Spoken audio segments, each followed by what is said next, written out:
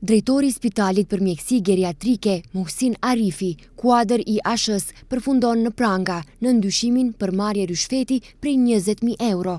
Në pranga ka përfunduar edhe një tjetër person i dyshuar si ndërmjetësues.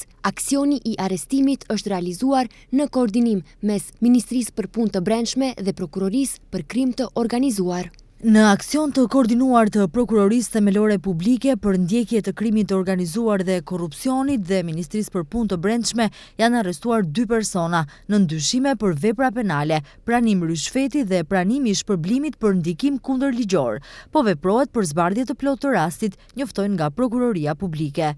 Drejtori i Spitalit të Specializuar për Mjekësi Geriatrike dhe Paliative, Muhsin Arifi, dyshohet se përmes një ndërmjetësuesi ka kërkuar dhe ka marrë rishfet prej 20.000 eurove për pranimin e një personi të sëmur dhe të palëvizshëm në një objekt geriatrik.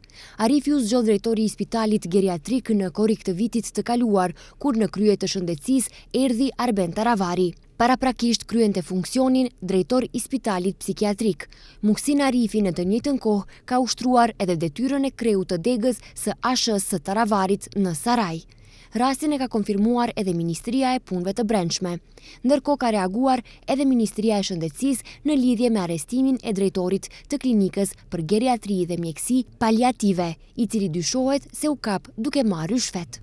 Ministria e Shëndetësisë angazhohet për një sqarim sa më të shpejtë të rastit nga ana e Prokurorisë Publike në lidhje me pretendimet për marrje rishfeti nga një person në pozitë udhëheqëse në një institucion shëndetësor publik.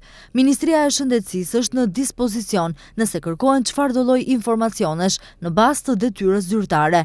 Prioriteti ynë mbetet ofrimi i kujdesit më të përshtatshëm për të gjithë pacientët në institucionet shëndetësore publike, thon nga Ministria e Shëndetësisë. Në reagimin e parë, ASH-ja thot se kjo bie ndesh me parimet që përfaqësojnë duke kërkuar nga organet e ndjekjes drejtësi jo selektive. ASH nëpërmjet një komunikate thot se mbeten fuqishëm të përkushtuar në luftën kundër korrupsionit dhe reformimin e sistemit shtetëror.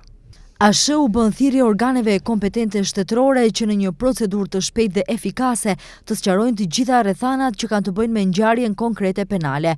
Kushdo që ka shkelur ligjin duhet të mbajë përgjegjësi, pavarësisht nga përkatësia etnike, fetare apo politike.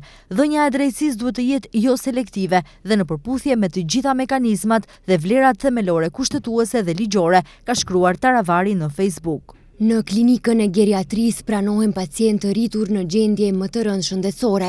Trajtohen pacient me sëmundje malinje si dhe pacient me sëmundje kronike progresive dhe traumatike.